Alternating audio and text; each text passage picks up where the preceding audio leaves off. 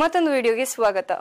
ಇವತ್ತಿನ ವಿಡಿಯೋದಲ್ಲಿ Indian theatres and cinemas ಅಲ್ಲಿ ಲಾಂಗ್ ಲಾಸ್ಟಿಂಗ್ ಇಂಪ್ಯಾಕ್ಟ್ ಆಗಿರುವಂಥ ಒಂದು actor, director, journalist and activist. ಇವರು Airlift, Madras cafe and the family men ಅಲ್ಲಿ ಸಹ ಕಾಣಿಸ್ಕೊಂಡಿದ್ದಾರೆ. He is also a national award winning film maker for Stumble. Beyond the art, he is dedicated civil activist, influencing urban development and public discourse. Join us as we dwell in his journey, experience and insight. ಈಗಾಗಲೇ ನಾವು ಯಾರ ಬಗ್ಗೆ ಮಾತಾಡ್ತಿದ್ದೀವಿ ಅಂತ ನಿಮ್ಗೆಲ್ಲರಿಗೂ ಗೊತ್ತಾಗಿರುತ್ತೆ. ಪ್ರಕಾಶ್ ಬೆಳವಾಡಿ. ಇವತ್ತಿನ ಸಾಧಕರ ಸಾಧನೆಯ ಕತೆ ತಿಳ್ಕೊಳ್ಳೋಣ. ನಮಸ್ತೆ ಸರ್. ನಮಸ್ಕಾರ. ನಿಮ್ಮ ಬಗ್ಗೆ, ನಿಮ್ಮ ಸಿನಿಮಾ ಬಗ್ಗೆ ತಿಳ್ಕೊಳ್ಳೋದಕ್ಕೂ ಮುಂಚೆ ನಿಮ್ಮ ಬಾಲ್ಯದ ಬಗ್ಗೆ ಏನಾದರೂ ಹೇಳಿ, ನಿಮ್ಮ ಅಪ್ಪ ಅಮ್ಮ ಬಗ್ಗೆ ಎಲ್ಲ. ನಮ್ಮ ತಂದೆ ತಾಯಿ ಇಬ್ಬರು ರಂಗಭೂಮಿಯವರು ಅಂತ ಮೊದಲಿಂದ ಗುರುತಿಸ್ಕೊಂಡಿದ್ರು. ಆದರೆ ರಂಗಭೂಮಿಯಿಂದ ಏನು ಆದಾಯ ಇರಲಿಲ್ಲ ಅವ್ರದ್ದು. ಏನಿದ್ರು ಅವರು, ನಮ್ಮ ತಂದೆ ಪ್ರೆಸ್ಟೀಜ್ ಪ್ರೆಷರ್ ಕುಕ್ಕರ್ ತಯಾರಿಸೋ ಒಂದು ಕಂಪನಿಯಲ್ಲಿ, ಟಿ ಕೃಷ್ಣಮಾಚಾರಿ ಆ್ಯಂಡ್ ಕೋ ಅಂತ, ಆ ಕಂಪನಿಯಲ್ಲಿ ಅವರು ಭಾಳ ಒಂದು ಪ್ರೊಡಕ್ಷನ್ ಲೆವೆಲ್ಲಿಂದ ಅವರು ಜನರಲ್ ಮ್ಯಾನೇಜರ್ ಮಾರ್ಕೆಟಿಂಗ್ವರೆಗೂ ಅಲ್ಲಿ ಕೆಲಸ ಮಾಡಿದ್ರು. ಒಂದು 40 ವರ್ಷ ಒಂದೇ ಕಂಪನಿಯಲ್ಲಿ ಕೆಲಸ ಮಾಡಿದ್ರು ಅವರು. ಅವ್ರ ಸಂಪಾದನೆ ಎಲ್ಲ ಆ ಕಂಪನಿಯಿಂದ ಇತ್ತು. ಮತ್ತು ನಮ್ಮ ತಾಯಿ ESI ಕಾರ್ಪೊರೇಷನಲ್ಲಿ ಅವರು 19-20 ಆ ವಯಸ್ಸಿಂದ ಅವರು ಕೆಲಸ ಮಾಡ್ತಿದ್ರು. ಅವರಿಬ್ಬರು ಭೇಟಿಯಾಗಿದ್ದು ನಮ್ಮ ತಾಯಿ ವಿಜಯ ಕಾಲೇಜಲ್ಲಿದ್ದಾಗ ಮೆಟ್ರಿಕ್ಯುಲೇಷನ್ ಅದು ಮಾಡ್ತಿರ್ಬೇಕಾದ್ರೆ, ಮೆಟ್ರಿಕ್ಯುಲೇಷನ್ ಇಂಟರ್ಮೀಡಿಯೇಟ್ ಮಾಡ್ತಿರ್ಬೇಕಾದ್ರೆ, ಆಗ ಸ್ತ್ರೀಯರು ಒಟ್ಟಿಗೆ ಸೇರಿ ನಾಟಕ ಮಾಡಬೇಕು, ಅಥವಾ ಇದು ಪುರುಷರು ಒಟ್ಟಿಗೆ ಸೇರಿ ನಾಟಕ ಮಾಡಬೇಕಾಗಿತ್ತು. ಈ ಥರದ್ದು ನಿಯಮ ಒಂದಿತ್ತು. ನಮ್ಮ ತಾಯಿ ಅದಕ್ಕೆ ಒಂದು ಕೈಲಾಸಂ ನಾಟಕ ಮಾಡ್ತಾ ಇರ್ಬೇಕಾದ್ರೆ ಮಾಡೋಕ್ಕೆ, ಗಂಡು ಪಾತ್ರ ಮಾಡೋದಕ್ಕೆ ಅವರು ಮೇಕಪ್ ಬೇಕಾಗಿತ್ತು. ನಮ್ಮ ತಂದೆ ಆಗ ಕಿರ್ಲೋಸ್ಕರಲ್ಲಿ ಕೆಲಸ ಮಾಡ್ತಿದ್ರು, ಡ್ರಾಫ್ಟ್ಸ್ಮನ್ ಆಗಿ. ಅವರು ಅಲ್ಲಿಂದ ಸೈಕಲಲ್ಲಿ ವಿಜಯ ಕಾಲೇಜಿಗೆ ಮೇಕಪ್ ಮಾಡೋಕ್ಕೆ ಬಂದು ಇವ್ರನ್ನ ನೋಡಿ ಏನೋ ಆಗಂತ ಆಕರ್ಷಿತಗೊಂಡಿದ್ರು ಏನೋ.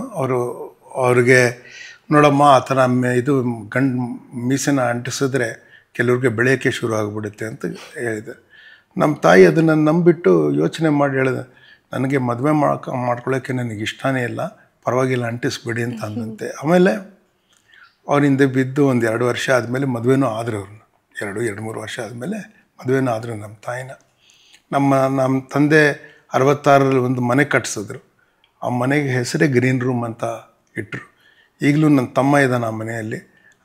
ಈಗಲೂ ಆ ಮನೆಗೆ ಗ್ರೀನ್ ರೂಮ್ ಅಂತಿದೆ ಅಂತ. ನಾನು ಮನೆಯಲ್ಲಿ ಬೆಳೆದಿದ್ದು ಅದು ಒಂದು, ಅದು ಹೇಗಿರ್ಬೋದು ಅಂಥ ಮನೇಲಿ ಬೆಳೆಯೋದು ಅನ್ನೋದು ನಿಮ್ಗೊಂದು ಮನೆಯಲ್ಲೇ ರಿಹರ್ಸಲ್ಲು. ನಾವು ತಂದೆ ಮನೇಲಿ ಇಲ್ಲದೆ ಇರಬೇಕಾದ್ರೆ ಅವರು ಮೇಕಪ್ ಡಬ್ಬಿ ತೊಗೊಂಡೋಗ್ಬಿಟ್ಟು ನಾವೇ ಗಿಡ್ಡೆಲ್ಲ ಅಂಟಿಸ್ಕೊಂಡು ಬೀದಿಲೆಲ್ಲ ತಿರುಗಾಡೋದು.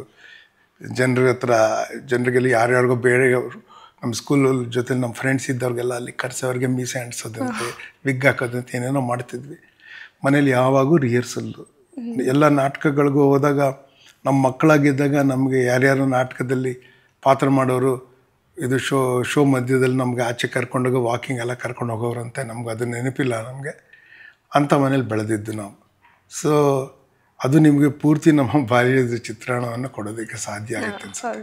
ಅದು ತುಂಬ ರೇರ್ ಈಗ ಇಡೀ ಫ್ಯಾಮಿಲಿ ರಂಗಭೂಮಿಯಲ್ಲಿ ಇರೋದನ್ನು ನೋಡೋದು.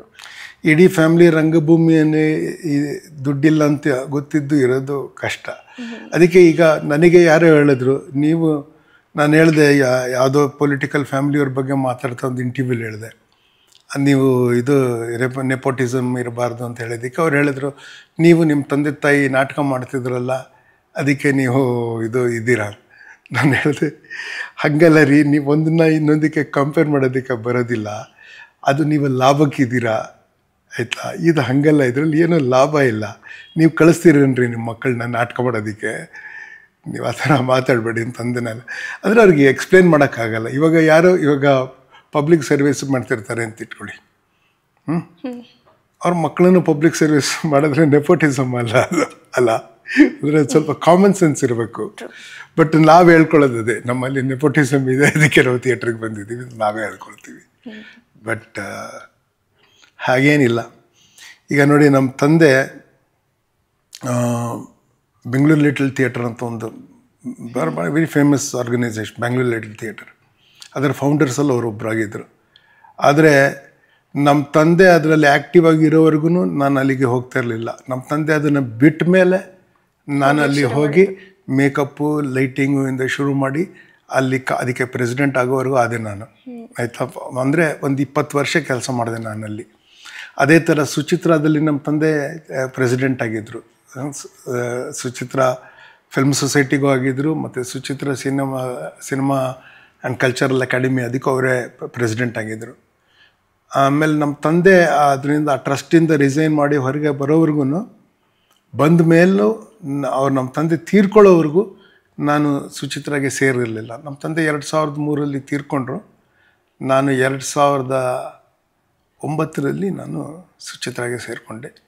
ಅದು ರಿಕ್ವೆಸ್ಟ್ ಮಾಡಿಕೊಂಡ್ರು. ಆಗಿನ ಚೇರ್ಮನ್ VN ಸುಬ್ಬರಾವ್ ನನಗೆ ಪತ್ರ ಬರೆದ್ರು, ನಿಮ್ಮ ತಂದೆ ಇದರಲ್ಲಿ ತುಂಬ ಆ್ಯಕ್ಟಿವ್ ಆಗಿದ್ದರು, ನೀವೆಲ್ಲೋ ಏನೇನೋ ಮಾಡ್ತಾಯಿದ್ದೀರಾ, ದಯವಿಟ್ಟು ನಮ್ಮ ಜೊತೆ ಸೇರಿ ಮಾಡಬೇಕು ಅಂತ ಕೇಳ್ಕೊಂಡ್ಮೇಲೆ ಹೋದೆ ನಾನು. ಈಗ ಮತ್ತೆ ಸುಚಿತ್ರ ಬಿಟ್ಟಿದ್ದೀನಿ ನಾನು. ಆದರೆ ನಮ್ಮಲ್ಲಿ ನೆಪೋಟಿಸಮ್ ಆ ಥರ ಇತ್ತು. ನಮಗೆ ಏನು ಅವರು ನಮ್ಮ ತಂದೆ ಅಥವಾ ನಮ್ಮ ತಾಯಿ ಅವರು ನಮ್ಮನ್ನು ಎಲ್ಲಿಗೂ ಪುಷ್ ಮಾಡ್ತಾ ಇರಲಿಲ್ಲ. ನಾವೇ ಹುಡುಕೊಂಡು ಏನಾದ್ರು ಮಾಡಬೇಕಿತ್ತು. ನಿಮಗೆ ಮುಂಚಿಂದನೂ ಲಿಟ್ರೇಚರ್ ಬಗ್ಗೆ ಆಸಕ್ತಿ ಜಾಸ್ತಿ ಅಂತೆ. ಅಂದರೆ ನಾವೆಲ್ಲರೂ ಕೇಳಿರ್ತೀವಿ ಮಾರ್ಕ್ಸ್ ಕಮ್ಮಿ ಬಂದಿದೆ ಅಂತ ಸೀಟ್ ಸಿಗ್ತಿರಲಿಲ್ಲ ಯೂನಿವರ್ಸಿಟಿಯಲ್ಲಿ, ಆದರೆ ನಿಮ್ಮ ವಿಷಯದಲ್ಲಿ ಮಾರ್ಕ್ಸ್ ಜಾಸ್ತಿ ಆಗಿತ್ತು ಅಂತ ಯೂನಿವರ್ಸಿಟಿಯಲ್ಲಿ ಸೀಟ್ ಸಿಕ್ಕಿಲ್ಲ ಅಂತೆ. ಅದು ಏನಂದರೆ, ನಾನು ಸೆಂಟ್ ಜೋಸೆಫ್ಸ್ ಕಾಲೇಜ್ಗೆ ನಾನು ಅಪ್ಲೈ ಮಾಡಿದ್ದೆ. ನನಗೆ ಇಂಜಿನಿಯರಿಂಗ್ ಮಾಡೋ ಆಸಕ್ತಿ ಇರಲಿಲ್ಲ ನನಗೆ. ಯಾಕೆಂದರೆ ನನಗೆ ರೈಟರ್ ಆಗಬೇಕು ಅಂತ ನನಗೆ ತುಂಬ ಆಸೆ ಇತ್ತು. ಸೊ ನಾನು ಲಿಟ್ರೇಚರ್ ಸೇರ್ಕೊಳ್ತೀನಿ ಅಂದ್ಬಿಟ್ಟು ನಾನು ಸೆಂಟ್ ಜೋಸೆಫ್ಸ್ ಕಾಲೇಜ್ಗೆ ಅಪ್ಲೈ ಮಾಡಿದ್ದೆ. ನನಗೆ ಮಾರ್ಕ್ಸ್ ಚೆನ್ನಾಗಿ ಬಂದಿತ್ತು. ನನಗೆ ಮ್ಯಾಥ್ಸಲ್ಲಿ 86, ಮ್ಯಾಥ್ಸಲ್ಲಿ 92 ಏನೋ ಬಂದಿತ್ತು ನನಗೆ. ಮತ್ತು ಕೆಮಿಸ್ಟ್ರಿಲಿ ಎಲ್ಲರಿಗೂ ಆ ಟೈಮಲ್ಲಿ ಕಮ್ಮಿ ಇತ್ತು, ಎಲ್ಲರಿಗೂ ಆ ವರ್ಷ ಕಮ್ಮಿ ಪ್ರಾಬ್ಲಮ್ ಇತ್ತು. ಕೆಮಿಸ್ಟ್ರಿಲಿ ಸ್ವಲ್ಪ ಕಮ್ಮಿ, 73 ಅಷ್ಟೇ ಬಂದುಬಿಟ್ಟಿತ್ತು, ಅಷ್ಟು ಕಮ್ಮಿ ಆಗಿಬಿಟ್ಟಿತ್ತು ಕೆಮಿಸ್ಟ್ರಿಲಿ. ಬಟ್ ಇಂಗ್ಲೀಷ್ನಲ್ಲೆಲ್ಲ ಇಂಗ್ಲೀಷು ಅದೆಲ್ಲ ಚೆನ್ನಾಗಿ ಬಂದಿತ್ತು ನನಗೆ.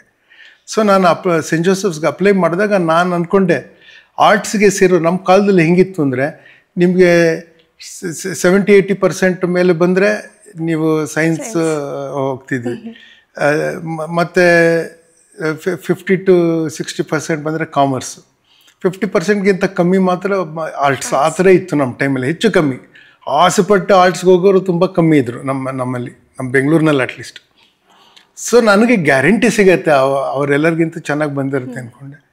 ಆಮೇಲೆ ನನಗೆ ಇಂಜಿನಿಯರಿಂಗಲ್ಲಿ ನನಗೆ ಬೆಂಗಳೂರಲ್ಲಿ ಸೀಟ್ ಸಿಕ್ತು. ಫಸ್ಟು ನನಗೆ ಬೆಂಗಳೂರಲ್ಲಿ ಎಲೆಕ್ಟ್ರಿಕಲ್ ಸಿಕ್ತು ನನಗೆ. ಬಟ್ ನನಗೆ ಎಲೆಕ್ಟ್ರಿಕಲ್ ಮಾಡೋಕ್ಕೆ ಇಷ್ಟ ಇರಲಿಲ್ಲ. ನನಗೆ ಇಂಜಿನಿಯರಿಂಗ್ ಮಾಡೋದಾದರೆ ಮೆಕ್ಯಾನಿಕಲ್ ಮಾಡಬೇಕು ಅಂತಿತ್ತು ನನಗೆ. ಯಾಕೆಂದರೆ ಅದು ಸ್ವಲ್ಪ ಒಲವಿತ್ತು ಮೆಕ್ಯಾನಿಕಲ್ ಮಾಡಬೇಕು ಅಂತ. ಯಾಕೆಂದರೆ ನಾನು ನಾವೆಲ್ಸ್ ಎಲ್ಲ ಓದ್ತಾ ಇದ್ದೆ, ನನಗೆ ಇನ್ವೆಂಟರ್ ಆಗಿಬಿಡ್ತೀನಿ ಅಂತ ಆ ಥರದ್ದು ಏನೋ ಆಸೆ ಇತ್ತು. ಸೊ ನಾನು ಅದಕ್ಕೆ ಸೇರ್ಕೊಳ್ತೀನಿ ಅಂದ್ಕೊಂಡಿದ್ದೆ. ಬಟ್ ನನಗೆ ಅಲ್ಲಿ ಬೆಂಗಳೂರಲ್ಲಿ ಸಿಗದಿದ್ದಾಗ ನಾನು ಸರಿ ಖುಷಿಯಾಗಿ ಬೇಡ ಇದು ಅಂದ್ಬಿಟ್ಟು ನಾನು ಹೋದೆ. ಅವರು ಕೊಡಲ್ಲ ಅಂದರು.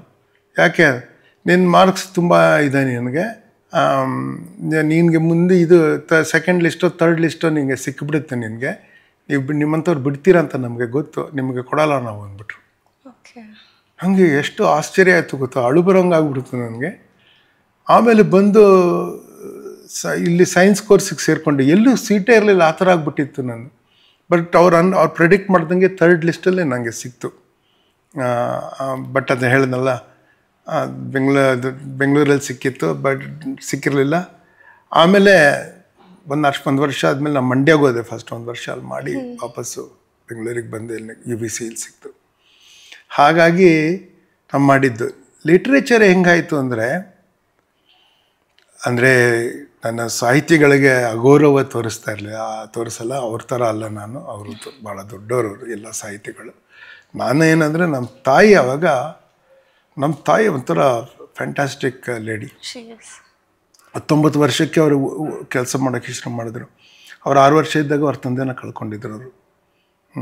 ಅದಕ್ಕೆ ಅವ್ರ ತಾಯಿ ಅವರು ಮನೆಯಲ್ಲಿ ಒಂದು ಅಡ್ಡಗೋಡೆ, ಈ ಹಾಲಲ್ಲಿ ಅಡ್ಡಗೋಡೆ, ಅದು ಪೂರ್ತಿ ತಾರಸಿವರೆಗೂ ಇರಲಿಲ್ಲ, ಅದು ಸೀಲಿಂಗ್ವರೆಗೂ ಇರಲಿಲ್ಲ, ಅದು ಅಡ್ಡಗೋಡೆ ಇತ್ತು. ಒಂದು 3 ಅಡಿ ಗ್ಯಾಪ್ ಇತ್ತು ಮೇಲೆ. ಆ ಕಡೆ ಮಾತಾಡೋರು ಈ ಕಡೆಗೆ ಕೇಳಿಸೋದು, ಆಯಿತಾ. ಅಂತ ಹಂಗೆ ಕಟ್ಟಿ ಆ ಕಡೆದು ಬಾಡಿಗೆಗೆ ಕೊಟ್ಟಿದ್ರು.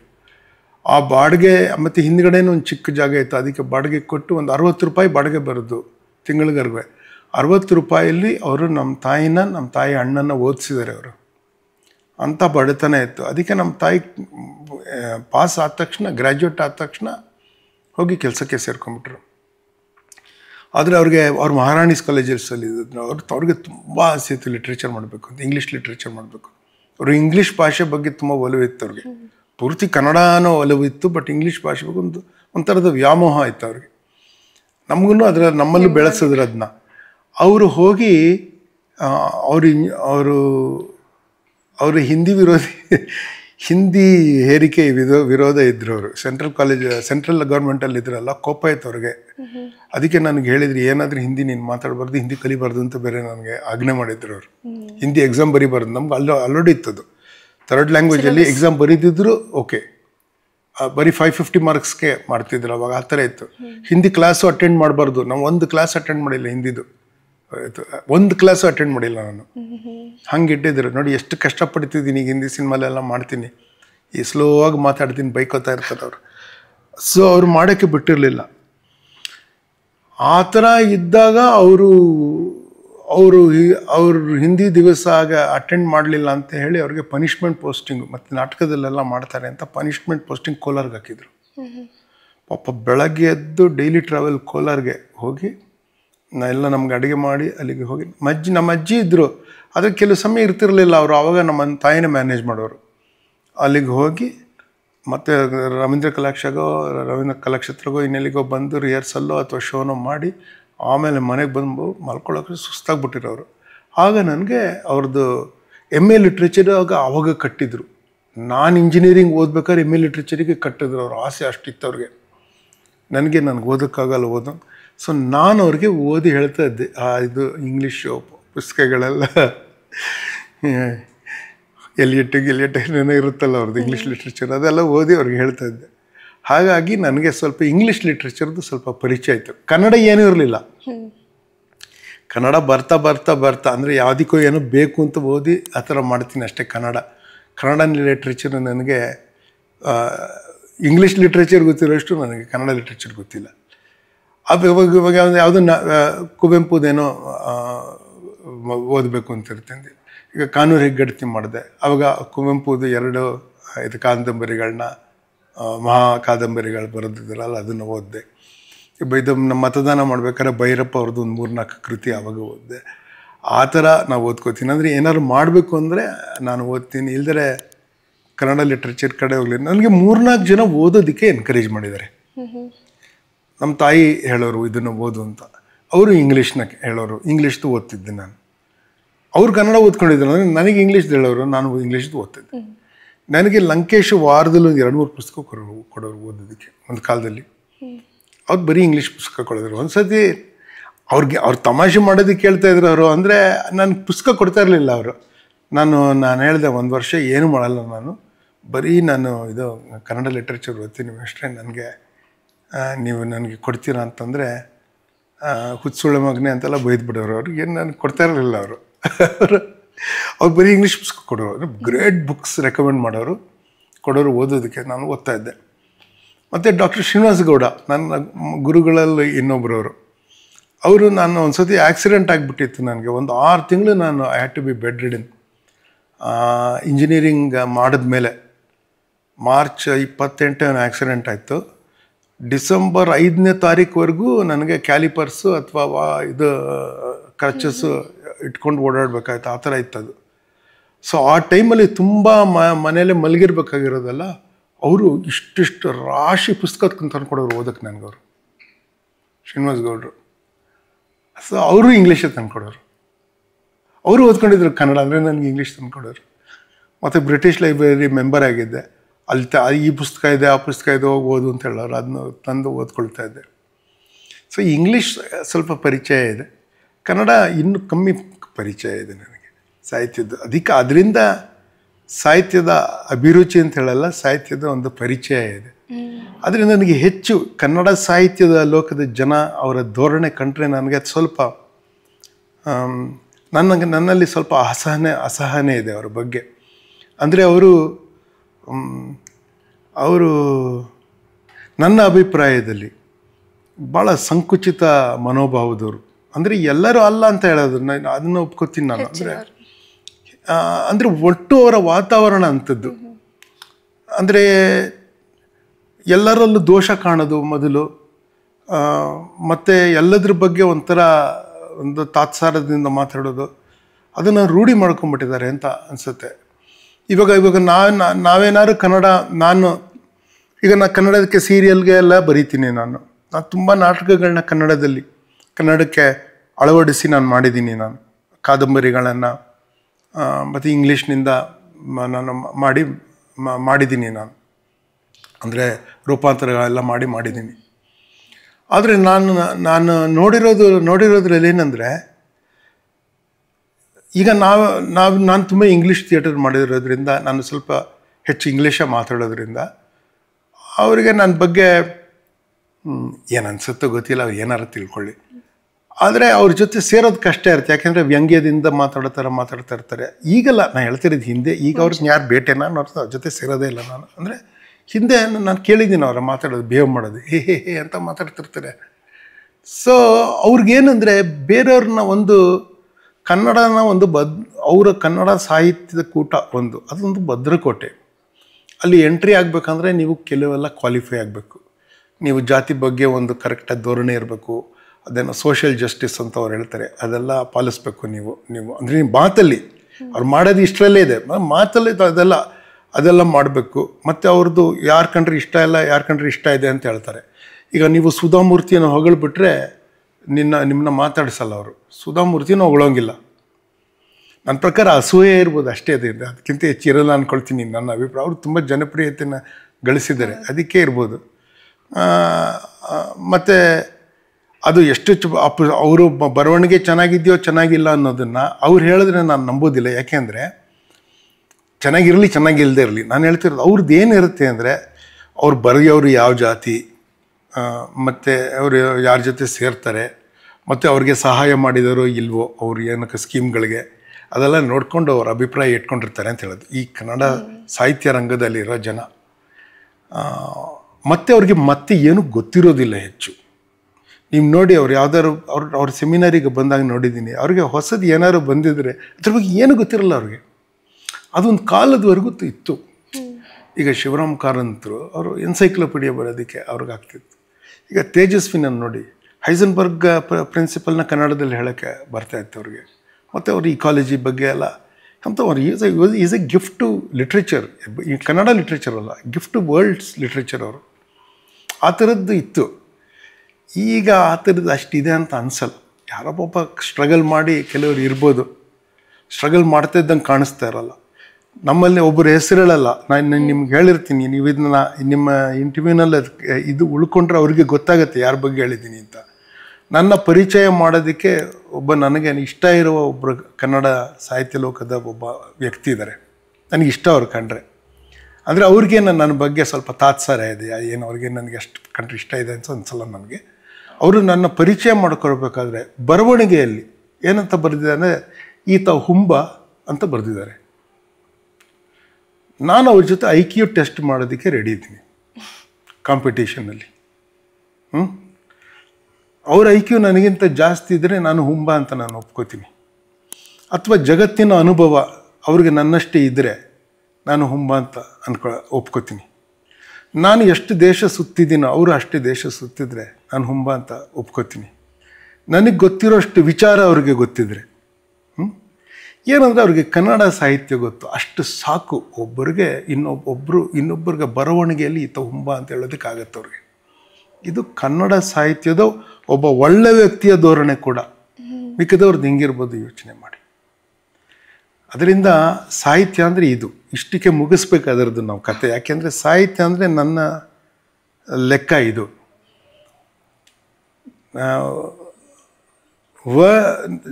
ಕನ್ನಡ ಸಾಹಿತ್ಯ ಪರಿಷತ್ ಅಂತ ಹೆಸರಿಟ್ಟಿರೋದ್ರಲ್ಲೇ ಕನ್ನಡದ ಒಂದು ಪ್ರಾಬ್ಲಮ್ ಇದೆ ಅಂತ ಹೇಳ್ತೀನಿ. ಒಂದು ಕಲೋನಿಯಲ್ ಪೀರಿಯಡಲ್ಲಿ ಕನ್ನಡ ಸಾಹಿತ್ಯ ಪರಿಷತ್ ಅಂತ ಇಟ್ಟರೆ ಒಂದು ಅರ್ಥ ಇದೆ. ಇಲ್ದಿದ್ರೆ ನಿಮ್ಮ ಲಿಟ್ರರಿ ಸೆಂಟರ್ ಸಾಹಿತ್ಯ ಪರಿಷತ್ ಅಂತ ಇರಬೇಕು. ಎಲ್ಲ ಸಾಹಿತ್ಯನೂ ಇರಬೇಕು ಅದರಲ್ಲಿ ಅಲ್ವಾ. ಅದು ಬಂದಾಗ ಆ ಭದ್ರಕೋಟೆ ಒಡೆದೋಗುತ್ತೆ, ಎಲ್ಲರ ಮನಸ್ಸು ತೆರೆದಿರುತ್ತೆ ಅಂತ ನನ್ನ ಅಭಿಪ್ರಾಯ. ನೀವು ಜಾತಿ ಬಗ್ಗೆ ಹೇಳಿದ್ರಿ.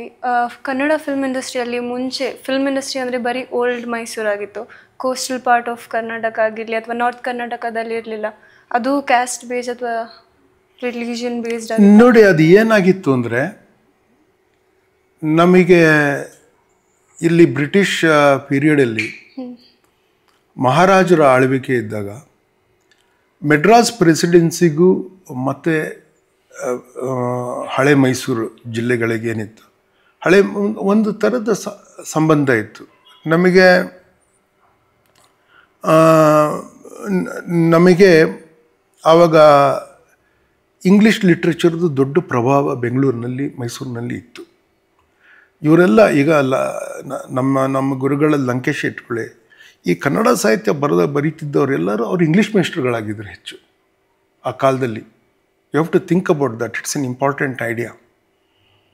ಈಗ BM ಶ್ರೀ ಅವರು ಒಂದು ಹೊಸ ಕನ್ನಡ ಒಂದು ಲಿಟ್ರೇಚರ್ ಪ್ರಾರಂಭಕ್ಕೆ ಅವರು ಧಾರವಾಡದಲ್ಲಿ ಅವರು ಭಾಷಣ ಮಾಡಿದಾಗಲೂ, ಅವರು ಅದಾದಮೇಲೆ ಅವರು 100 ಇಂಗ್ಲೀಷ್ ಗೀತೆಗಳು ಅಂತ ಅವರು ಟ್ರಾನ್ಸ್ಲೇಟ್ ಮಾಡಿ ಬರೆದಾಗಲೂ ಅವೆಲ್ಲ ಇಂಗ್ಲೀಷ್ ಲಿಟ್ರೇಚರ್ದು ಇನ್ಫ್ಲೂಯೆನ್ಸ್, ಒಂದು ಕಲೋನಿಯಲ್ ಹೇರಿಕೆ ಏನಿತ್ತು ನಮ್ಮ ಮೇಲೆ, ಅದು ಭಾಳ ದೊಡ್ಡ ವ್ಯಾಪ್ತಿಯಲ್ಲಿತ್ತು. ಅದು ಮೀರಿ ಹೊಸ ಥರದ್ದು ಮಾಡಿದಾಗ ಬಂಡಾಯ ಅದೆಲ್ಲ ಮಾಡಿದ್ರಲ್ಲ, ಈ ನವ್ಯ ಅದೆಲ್ಲ ಮಾಡಿದ್ರಲ್ಲ, ಅದೆಲ್ಲ ಬಂದು ಅದು ಬಂಡಾಯದ ಬಗ್ಗೆ ನಾನು ಹೇಳೋಕ್ಕೆ ಹೋಗಲ್ಲ, ಅದು ಜಗಳ ಆಗುತ್ತೆ. ಆದರೆ ಈ ನವ್ಯದ್ದೆಲ್ಲ ಏನೂ ಆಗಲಿಲ್ಲ ನೋಡಿ, ಅದೇನು ಉಳಿಲಿಲ್ಲ ಅದು. ಏಕೆಂದರೆ ಇದು ವ್ಯಗ್ರತನದಿಂದ ಸಿಟ್ಟಿನಿಂದ ಏನು ಬರೋದ್ರೆ ಸಿಟ್ಟಿರೋರಿಗೂ ಇರುತ್ತೆ ಅಷ್ಟೇ. ಅದಕ್ಕಿಂತ ಬೇರೆ ಇರಬೇಕು. ಅಲ್ಲಿ ಒಂದು ಲಾಸ್ಟಿಂಗ್ ಇದನ್ನು ಬರೆಯೋದಕ್ಕೆ ಅವ್ರಿಗೆಲ್ಲ ಕಷ್ಟ ಆಯಿತು ಅಂತ ನನಗನ್ಸುತ್ತೆ. ಕೆಲವರು ಪಾಪ ನವ್ಯವನ್ನು ದಾಟಿ ಉಳಿದವರು ಇದ್ದಾರೆ, ಅವ್ರನ್ನ ಅನ್ನೆಸೆಸರಿಯಾಗಿ ನವ್ಯದಲ್ಲಿ ಬಲವಂತಾಗಿ ಅವ್ರನ್ನ ಸೇರಿಸ್ಕೊಂಡಿದ್ರು ಅಂತ ಅನಿಸುತ್ತೆ. ಆಯಿತಾ. ಕೆಲವರು ಅದನ್ನು ಮೀರಿದವ್ರು ಆಗಿದ್ದಾರೆ ಇವಾಗ. ಈಗ ಚಿತ್ತಾಲರನ್ನೇ ನೋಡ್ರಿ, ಯಶವಂತ್ ಚಿತ್ತಾಲ. ಈಗ ಅವ್ರದ್ದು ಶಿಕಾರಿ, ಅದನ್ನು ನಾನು ನಾಟಕ ಆಗಿ ಮಾಡಿದೆ. ಅದಕ್ಕೆ ಸ್ವಲ್ಪ ನಂಗೆ ಆಳವಾಗಿ ಶಿಕಾರಿ ಬಗ್ಗೆ ನನಗೆ ಗೊತ್ತು. ಅದು it's world class literature. And ಇವಾಗ ನೀವು ಅದರಲ್ಲಿರೋ ವಸ್ತುವನ್ನು ನೀವು ಇಟ್ಕೊಂಡು ನೋಡಿ, ಅದರಲ್ಲಿ ಶೇರ್ ಹೋಲ್ಡಿಂಗು, ಬೋರ್ಡು, ಟ್ರಸ್ಟೀಸು, ಹೇಗೆ ವಿಸಿಲ್ ಬ್ಲೋಯರು, ಅದೆಲ್ಲ ಏನೇನಿದೆಯೋ ಇವಾಗ ಎಲ್ಲ ಅದರಲ್ಲಿದೆ. ಅಂದರೆ it can lost it can last beyond it's age, it can transcend it's age. ಆ ಥರದ್ದಿದೆ. ಇವ್ರದ್ದು ಎಷ್ಟೊಂದು ಜನ ಈ ನವ್ಯರದಲ್ಲೂ ಉಳಿಯೋದಿಲ್ಲ ಅನಿಸುತ್ತೆ. ಅದು ಆ ಥರದ್ದು ಇಲ್ಲ ಅದಕ್ಕೆ ಕ್ವಾಲಿಟಿ. ಇದು ನನ್ನ ಅಭಿಪ್ರಾಯ. They don't have to take me seriously ಅಲ್ಲ. ಸೊ ಇದು ನನ್ನ ಅಭಿಪ್ರಾಯ. ಸೊ ನೀವು ಜಾತಿದು ಹೇಳಿದ್ರಲ್ಲ, ಈ ಜಾತಿನೂ ಈ ನವ್ಯರು ಬಲವಂತವಾಗಿ ಕರ್ನಾಟಕಕ್ಕೆ ಕೊಟ್ಟ ಶಾಪ ಇದು. ನೋಡಿ, ಕರ್ನಾಟಕದಲ್ಲಿ ಅದರಲ್ಲಿ ಕೇಂದ್ರದಲ್ಲಿ ಸ್ವಲ್ಪ ಬ್ರಾಹ್ಮಿನ್ ಹೆಟ್ರೇಡ್ ಇದೆ. ಓಕೆ. ಈಗ ನಮ್ಮ ಫ್ರೆಂಡ್ಸೇ ಈ ಕಾಲದಲ್ಲೂ, ಈಗ ನನ್ನ ಫ್ರೆಂಡ್ಸ್ ನಾವು ಬೆಂಗಳೂರಿನಲ್ಲಿ, ನನ್ನ ಮಗಳು ನೋಡಿ, ನಾನು ಎಲ್ಲ ಕಡೆ ಹೇಳ್ತೀನಿ, ನನ್ನ 2ನೇ ಮಗಳು ತೇಜು, ಅವಳನ್ನ ದೊಡ್ಡವಳು ಚಿಕ್ಕವಳು ಇಬ್ಬರು ಕ್ರೈಸ್ಟ್ ಕಾಲೇಜಲ್ಲಿ ಓದಿದ್ದವರು. ಇಬ್ಬರು ಕ್ರೈಸ್ಟ್ ಕಾಲೇಜ್ ಕಾಯರಲ್ಲಿದ್ದರು. ಓಕೆ. ಬೋತ್ ಮೈ ಡಾಟರ್ಸ್. ಅವಳು ಸ್ವಲ್ಪ ದಿನ ನನ್ನ ದೊಡ್ಡವಳು ಅಂತೂ ಇದು ರಿಟ್ರೀಟಿಗೆ ಹೋಗ್ತಾ ಇದ್ಲು. ಪ್ರೈಸ್ ದ ಲಾರ್ಡ್ ಅಂತ ಹೇಳ್ತಾನೆ. ನಾನು ಹೇಳ್ದೆ ಅದೆಲ್ಲ ಮಾಡಬಾರ್ದು. ನಾವು ನಿಂಗೆ ರಿಲಿಜನ್ ಹೇಳ್ಕೊಟ್ಟಿಲ್ಲ, ಶಾಲೆನೂ ಕಾಲೇಜು ನಿಂಗೆ ರಿಲಿಜನ್ ಹೇಳ್ಕೊಡ್ಬಾರ್ದು, ಇದು ಬಿಟ್ಬಿಡು. ಅಂದರೆ ಅವರಿಬ್ಬರಿಗೂ ಹೇಗೆ ಅಂದರೆ, ನಮ್ಮ ದೊಡ್ಡ ಮಗಳು ಫಸ್ಟು ಕ್ರೈಸ್ಟ್ ಯೂನಿವರ್ಸಿಟಿಗೆ ಹೋದಾಗ, ಅವಳು ಕಾಲೇಜಲ್ಲಿ ಇದ್ದಾಗ ಅವಳಿಗೆ ಒಂದು ಫಾರ್ಮ್ ಫಿಲಪ್ ಮಾಡೋಕ್ಕೆ ಹೇಳಿದ್ದಾರೆ. ಕಾಲೇಜ್ ಸೇರಿದ ಮೇಲೆ 3 ತಿಂಗಳಾದಮೇಲೆ, ಯಾತಿಗೆ ಮಾಡಿದ್ರೆ ಗೊತ್ತಿಲ್ಲ, ಅವಳಿಗೆ ಫಾರ್ಮಲ್ಲಿ ನೀವು ಯಾವ ಜಾತಿ ಅಂತ ಕೇಳಿದ್ದಾರೆ. ತುಂಬ ಬುದ್ಧಿವಂತೆ. 96 ಬಂದಿತ್ತು ಅವಳಿಗೆ ಫಿಸಿಕ್ಸಲ್ಲಿ. ಅಂದ್ರೂ ಕಾಮರ್ಸ್ ಸೇರ್ಕೊಂಡಿದ್ಲು ಅವಳ ಫ್ರೆಂಡ್ಸ್ ಎಲ್ಲ ಕಾಮರ್ಸ್ಗೆ ಹೋದ್ರು ಅಂತ ಅನಿಸುತ್ತೆ. ಅವಳು ಮನೆಗೆ ಫೋನ್ ಮಾಡಿ ನನ್ನ ಹೆಂಡ್ತಿನ ಕೇಳಿದಾಳೆ, ನಾವು ಯಾವ ಜಾತಿ ಅಂತ. ಓಕೆ. ನಾವು ಆ ಥರ ಬೆಳೆಸಿದ್ವಿ ಅವ್ರನ್ನ. ನಾನು ಹೇಳ್ತೀನಿ, ಒಂದು ಬ್ರಾಹ್ಮಿನ್ ಹೇಟ್ರೆಡನ್ನು ಬಿತ್ತಿದ್ರು ಎಲ್ಲ ಕಡೆ. ಎಷ್ಟು ಜನ ಇದ್ದಾರೆ ಬ್ರಾಹ್ಮಿನ್ಸ್ ಕರ್ನಾಟಕಲ್ಲಿ? 2-2.5% ಇರ್ಬೋದು. ಆಯಿತಾ. ಅದಕ್ಕಿಂತ ಎಷ್ಟು ಜನ ಇರ್ತಾರೆ? ಆಯಿತಾ. ಅವರಿಂದ ನಿಮಗೆ ಭಯಂಕರ ಹಾನಿ 2000 ವರ್ಷ ಆಗಿದೆ ಅಂತ ಇಟ್ಕೊಳ್ಳಿ. ಅದು ಜರ್ಮನ್ಸು 98% of the Germans voted for Hitler at one time. ಆಯಿತಾ? ನೀವು ಜರ್ಮನ್ಸ್ ಮೇಲೆ ಇಟ್ಕೊಂಡಿರಲ್ದೇ ಇರೋ ದ್ವೇಷನ ನೀವು ಬ್ರಾಹ್ಮಿನ್ಸ್ ಮೇಲೆ ಉಳಿಸ್ಕೊಂಡು ಬಂದಿರೋದು ಏನು ಅರ್ಥ ಇದೆ ನನಗೆ ಅನಿಸಲ್ಲ. ನೀವು ಇಟ್ಕೊಂಡಿರಿ, ಹೇಗೆ ಇಟ್ಕೊಂಡ್ರೂ ಪರವಾಗಿಲ್ಲ. ಆ್ಯಕ್ಚುಲಿ ಅವರ ಹೇಟ್ರೆಡ್ನಿಂದ ಒಂದು ಒಳ್ಳೆಯದಾಯಿತು. ಬ್ರಾಹ್ಮಣರಲ್ಲಿ ತುಂಬ ಒಳ ಜಗಳ ಇತ್ತು ಮೊದಲು. ಅಂದರೆ ನಮ್ಮಲ್ಲಿ ಬ್ರಾಹ್ಮಿನ್ ಒಂದು ಪಂಗಡದಿಂದ ಇನ್ನೊಂದಕ್ಕೆ ಆಗ್ತಾ ಇರಲಿಲ್ಲ. ನನ್ನ ಹೆಂಡತಿಯನ್ನು ಮದುವೆ ಆದಾಗ ಅವರು ಪೂಜೆ ಎಲ್ಲ ಮಾಡಿದ್ರಲ್ಲ, ಅವರು ಬಂದಿದ್ದು ನಡೆಸ್ಕೊಟ್ರಲ್ಲ ಅವರು ಪೂಜಾರಿಗಳು ನಮಗೆ ಏನಂತ ಕರಿತೀವಿ ರೀ, ಅವರು ಜೋಯಿಸ್ರು. ಅವ್ರು ಜೋಯಿಸ್ರಲ್ಲಿ ಏನೋ ಕರಿತೀವಿ ಅವ್ರಿಗೆ. ಆಯಿತಾ? ಅವ್ರು ನನಗಂದರು, ನೀವು ಮಾಧವರ ಹುಡುಗಿನ ಹೊಡ್ಕೊಂಬಿಟ್ರಿ ಅಂತಂದ್ರು ನನಗೆ. ಆ ಥರದ್ದಿತ್ತು. ಅಂದರೆ ಈಗಲೂ ಸ್ವಲ್ಪ ಇರ್ಬೋದು ಅದು. ಆಯಿತಾ? ಈಗ ನೀವು ನೋಡಿ ಶಂಕರಾಚಾರ್ಯ ಬಗ್ಗೆ ಇಲ್ಲಿ ನಿಮ್ಮ ಮಂಗಳೂರು ಕಡೆ ಎಲ್ಲ ದೊಡ್ಡ ಹಿರಿಯರು ಅದು ಯಾವ್ಯಾವ ಥರ ಮಾತಾಡ್ತಾರೆ, ಮತ್ತು ಈ ಕಡೆಯಿಂದ ಮಧ್ವಾಚಾರ್ಯರ ಬಗ್ಗೆ ಏನೋ ಮಾತಾಡ್ತಾರೆ, ನಡೀತಾ ಇರುತ್ತಲ್ಲ. ಈಗಲೂ ಇದೆಲ್ಲ ಇದೆ. ಸ್ವಲ್ಪ ಮಟ್ಟಿಗೆ ಒಟ್ಟಿಗೆ ಅವರು ವಿಲನ್ಸ್ ಎಲ್ಲರ ಕಣ್ಣಲ್ಲಿ ಆದ್ದರಿಂದ ಅವರಲ್ಲಿ ಸ್ವಲ್ಪ ದ್ವೇಷ, ಈ ಭಿನ್ನಾಭಿಪ್ರಾಯ ಕಮ್ಮಿ ಆಯಿತು. ಬಟ್ ಕರ್ನಾಟಕದಲ್ಲಿ ನನ್ನ ಅಭಿಪ್ರಾಯದಲ್ಲಿ ಬ್ರಾಹ್ಮಿನ್ಸ್ಗೆ ಒಂದು ಥರದ್ದು ಈ ಎಲ್ಲರೂ ಬೈಯೋದ್ರಿಂದ ಅವ್ರನ್ನ ಮೀರೋದಕ್ಕೆ ಸಾಧ್ಯ ಆಗಿದ್ದು ನರಸಿಂಹರಾವಿಂದ. ನಮಗೆ ಲಿಬರಲೈಸೇಷನ್ನು, ಪ್ರೈವೇಟೈಸೇಷನ್ನು ಆಯ್ತಲ್ಲ, ಗ್ಲೋಬಲೈಸೇಷನ್, ಆ ಪೀರಿಯಡಲ್ಲಿ ಏನಾಯಿತು, ತುಂಬ ಉದ್ಯೋಗಗಳು ಪ್ರೈವೇಟ್ ಸೆಕ್ಟರಲ್ಲಿ ಬಂದುಬಿಡ್ತು. ಸೊ ಬ್ರಾಹ್ಮಿನ್ಸು ಕಂಪೀಟ್ ಮಾಡೋದು ಗೌರ್ಮೆಂಟ್ ಜಾಬ್ಸ್ಗೆ, ಪಬ್ಲಿಕ್ ಸೆಕ್ಟರ್ಗೆ ಕಂಪೀಟ್ ಮಾಡೋದು ತುಂಬ ಕಮ್ಮಿ ಆಗೋಗ್ಬಿಡ್ತು. ಸೊ ಎಷ್ಟೇ ರಿಸರ್ವ್ ಮಾಡಿಕೊಂಡು ಬಿಟ್ರು ಅವ್ರಿಗೆ ಬ್ರಾಹ್ಮಿನ್ಸ್ಗೆ ಈಗ ಬೇಜಾರಿರುತ್ತೆ. ಬ್ರಾಹ್ಮಿನ್ಸ್ ಅಷ್ಟೇ ಅಲ್ಲ, ಬೇರೆ ಅಪ್ಪರ್ ಕ್ಲಾಸ್ಗೂ ಇರುತ್ತೆ. ಬಟ್ ಬೇರೆ ಅಪ್ಪರ್ ಕ್ಲಾಸ್ವರೆಗೂ ಕರ್ನಾಟಕದಲ್ಲಿ ಬ್ರಾಹ್ಮಿನ್ಸ್ ಕಂಡ್ರೆ ಆಗಲ್ಲ. ಓಕೆ, ವೈಶ್ಯ ಕಮ್ಯುನಿಟಿಗೆ ಅಷ್ಟು ಹೇಟ್ರೆಡ್ ಇರೋಲ್ಲ. ಬಟ್ ಬೇರೆಯವ್ರಿಗೆ ಜೈನ್, ಮಾರ್ವಾಡೀಸು, ವೈಶ್ಯ ಕಮ್ಯುನಿಟಿ ಅಂದರೆ ಈ ಬನಿಯಾ ಕಮ್ಯುನಿಟೀಸ್ ಅವ್ರಿಗೆ ಬ್ರಾಹ್ಮಿನ್ ಹೇಟ್ರೆಡ್ ಅಷ್ಟಿರಲ್ಲ. ಬಟ್ ಮಿಕ್ಕಿದ್ದು ಬೇರೆ ರೀಜನ್ನವ್ರಿಗಾಗಲಿ ಬೇರೆ ಇದವ್ರಿಗೆ ಇದ್ದಂಗೆ ಕಾಣಿಸುತ್ತೆ. ಯಾಕೆಂದರೆ ಫ್ರೆಂಡ್ಸಲ್ಲಿ ಕೂಡ ನಾನೇ ನಮ್ಮ ಕಾಲದಲ್ಲಿ ಕೂಡ ಫ್ರೆಂಡ್ಸಲ್ಲಿ ಕೂಡ ಮಧ್ಯ ಬಂದ್ಬಿಡುತ್ತೆ, ಅದು ಬಾಯಲ್ಲಿ ಏನೋ ಬಂದ್ಬಿಡುತ್ತೆ. ಎಂಜಲ್ ತಿನ್ನೋರು, ಬ್ರಾಹ್ಮಣರು ಬೊಮ್ಮನ ಬುದ್ಧಿ ತೋರಿಸ್ಬಿಟ್ಟ, ಈ ಥರದ್ದೆಲ್ಲ ಮಾತಾಡೋದಿರುತ್ತೆ. Have seen. ಇದನ್ನು ತುಂಬ ಬಲವಾಗಿ ಕರ್ನಾಟಕದಲ್ಲಿ ಬೆಳೆಸಿದ್ದು ಈ ಸಾಹಿತಿಗಳು. ಮತ್ತು ಅವ್ರ ಕಷ್ಟಕ್ಕೆ ಏನಾಯಿತು, ತುಂಬ ಸಾಹಿತ್ಯದಲ್ಲೂ ತುಂಬ ದೊಡ್ಡ ಹೆಸರು ಮಾಡಿದವರು. ಇವಾಗ ಕುವೆಂಪು ಒಂದು ಸ್ಟ್ಯಾಂಡ್ ಔಟ್ ಎಕ್ಸಾಂಪಲ್ಲು. ನೀವು ಆ ಥರದವರು ಕೆಲವರು ಬಿಟ್ಟರೆ ತುಂಬ ಜನ ಬ್ರಾಹ್ಮಿನ್ಸ್ ಸಾಹಿತ್ಯದಲ್ಲೇ ತುಂಬ ಹೆಸರು ಬಂದ್ಬಿಡ್ತು ಅಷ್ಟೊತ್ತಿಗೆ. ಮತ್ತು ಅವ್ರ ಮೇಲೂ ತುಂಬ ದ್ವೇಷ ಇತ್ತು. ಅವರು ಪಾಪ ಇದು ಕರೆಕ್ಟಾಗಿ ಬ್ರಾಹ್ಮಿನ್ ವಿರುದ್ಧ ಅವರು ಮಾತಾಡ್ತಾಯಿದ್ರು. ಬ್ರಾಹ್ಮಿನ್ಸ್ ಆಗಿದ್ದೂ ಬ್ರಾಹ್ಮಿನ್ ವಿರುದ್ಧ ಅವರು ಮಾತಾಡ್ತಾಯಿದ್ರು. ಬಟ್ ಏನು ಬಿಡಲಿಲ್ಲ, ಅವ್ರನ್ನ ದ್ವೇಷ ಮಾಡಿಕೊಂಡೇ ಬಂದಿದ್ದಾರೆ. ಈ ನೀವು ಮೂಲ ಪ್ರಶ್ನೆ ಕೇಳಿದ್ದಕ್ಕೆ ಈಗ ಉತ್ತರ ಹೇಳ್ತೀನಿ. ನಮ್ಮಲ್ಲಿ ಸಿನಿಮಾ ಇಂಡಸ್ಟ್ರಿ ಫ್ಲೆಜ್ಲಿಂಗ್ ಸಿನಿಮಾ ಇಂಡಸ್ಟ್ರಿ ಇದ್ದಾಗ ನಮ್ಮ ಮೊದಲ ಕನ್ನಡ ಟಾಕಿ ಸಿನಿಮಾ, ಅದಕ್ಕಿಂತ ಚಿಕ್ಕ ಚಿಕ್ಕ ಶಾರ್ಟ್ ಫಿಲ್ಮ್ಸ್ ಎಲ್ಲ ಮಾಡಿದ್ರೆ ಅದು ಯಾವುದೂ ಇಲ್ಲ ನಮ್ಮ ಹತ್ರ ಇವಾಗ ಉಳಿದಿಲ್ಲ. I don't know if anybody has kept it. But even before 1930s ನಾವು ಕನ್ನಡದಲ್ಲಿ ಶಾರ್ಟ್ ಫಿಲ್ಮ್ಸ್ ಮಾಡಿದ್ದೀವಿ ನಾವು. ನಾನು ಓದಿದ್ದೀನಿ ಅದನ್ನು. Okay, but we don't know where it is, whether somebody has preserved it, we don't know. Okay, I don't think ಅವ್ರಿಗೆ ಆಗ national film archive ಎಲ್ಲ ಇರಲಿಲ್ಲ, ಸಬ್ಮಿಟ್ ಮಾಡೋದು ಏನೂ ಇರಲಿಲ್ಲ ಅನಿಸುತ್ತೆ. ನಾನು ಅಷ್ಟ ಹೋಗ್ಬಿಟ್ಟಿರ್ಬೋದು.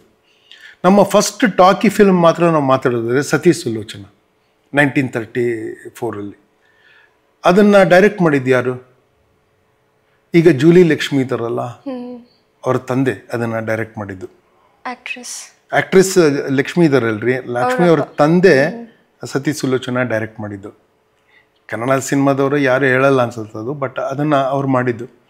ಬಟ್ ಅವರು ತೆಲುಗುವರಾಗಿದ್ದರು ಅವರು.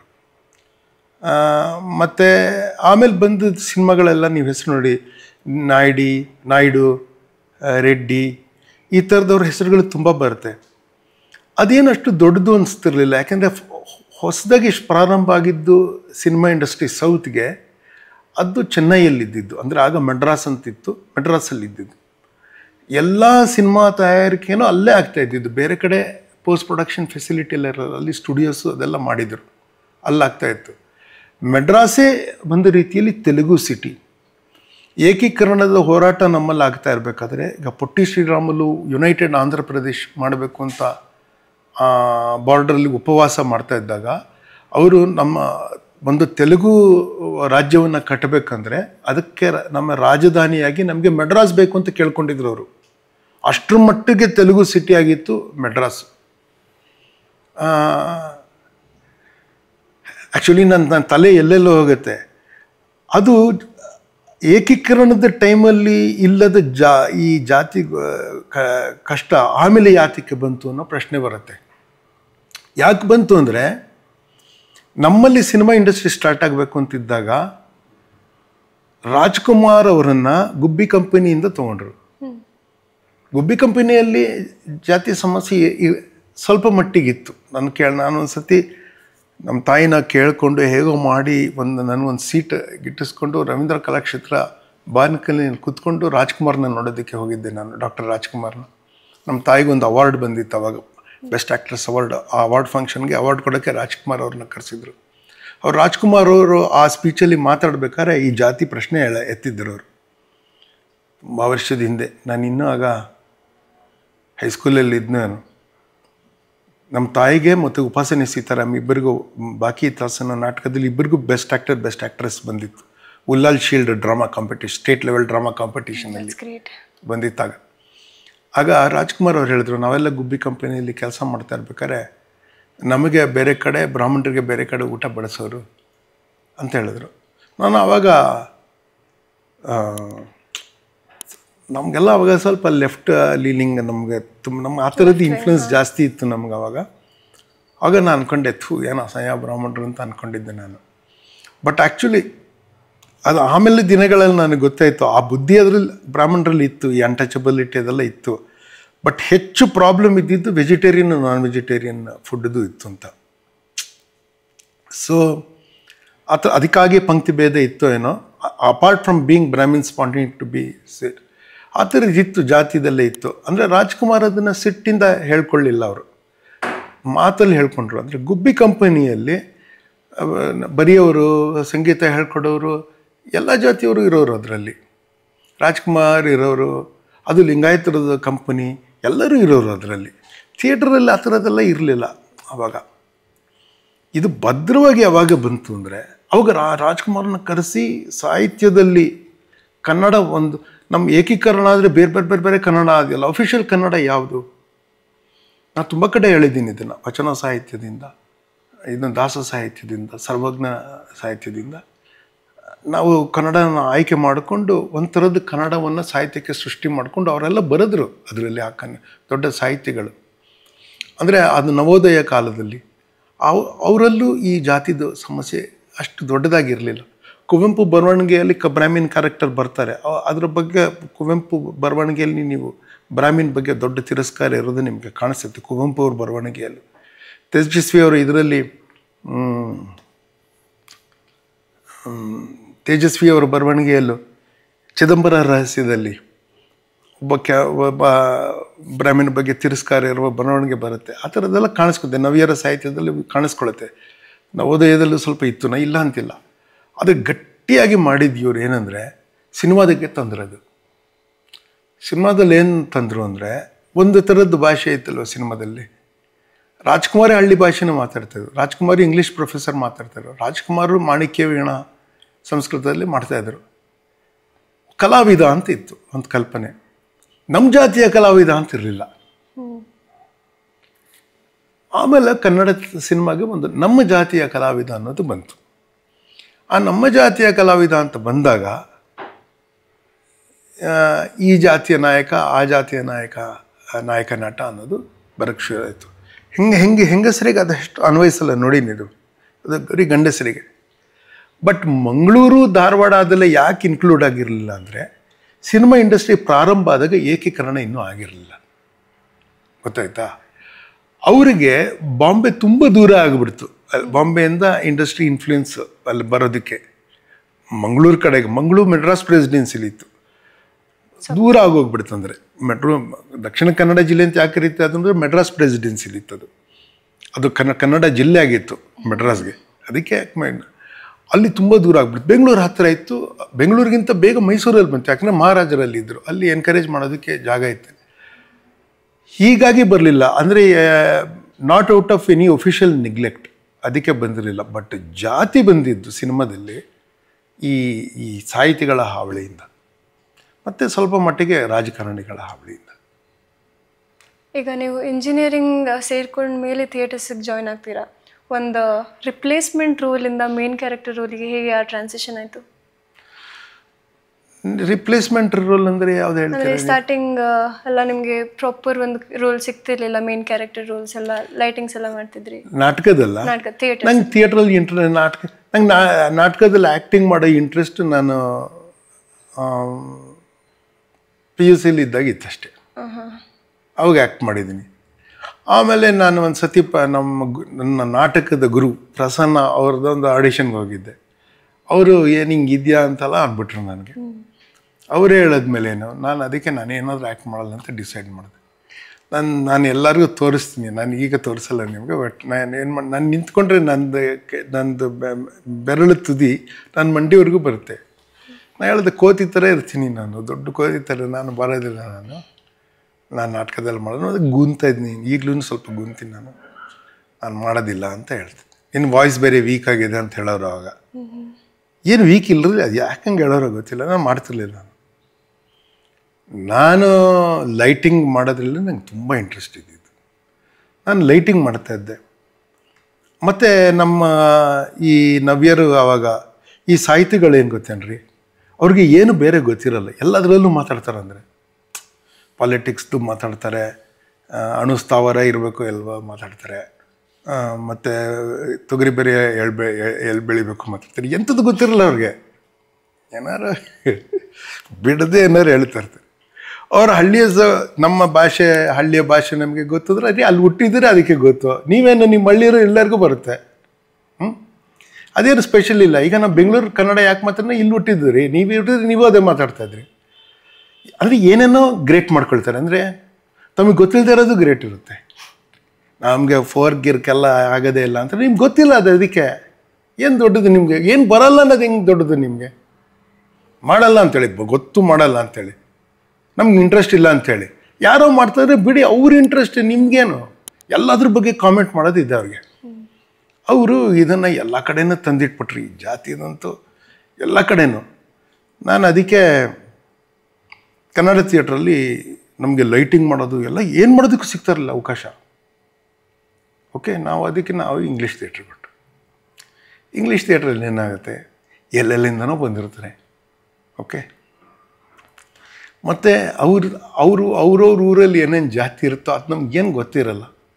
ಈಗ ಅವ್ರು ಯಾರನ್ನ ನೀವು ಯಾವ ಜಾತಿ ಅಂತ ಹೇಳಿದ್ರೆ ಅವ್ರು ಏನು ಹೇಳ್ತಾರೆ ನಮ್ಗೆ ಅರ್ಥನೇ ಆಗ್ತಾಯಿರಲಿಲ್ಲ ಅವಾಗ. ಹಾಗೆಲ್ಲ ಸೋಷಿಯಲ್ ಮೀಡಿಯಾ ಎಲ್ಲ ಅದು ನಮ್ಗೆ ಗೊತ್ತಿರಲಿಲ್ಲ ಸರಿಯಾಗಿ.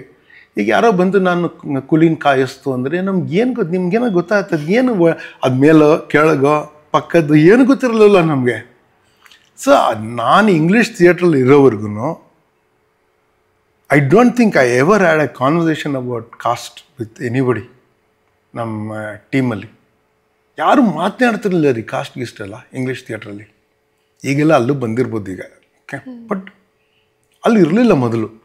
ಸೊ ನಾವೇನಂದ್ರೆ ಏನು ಮಾಡ್ತೇನೆ, ನಾನು ಲೈಟಿಂಗ್ ಮಾಡ್ತೀನಿ ಅಂತ ಅಷ್ಟೇ ಇದ್ದಿದ್ದಲ್ಲಿ.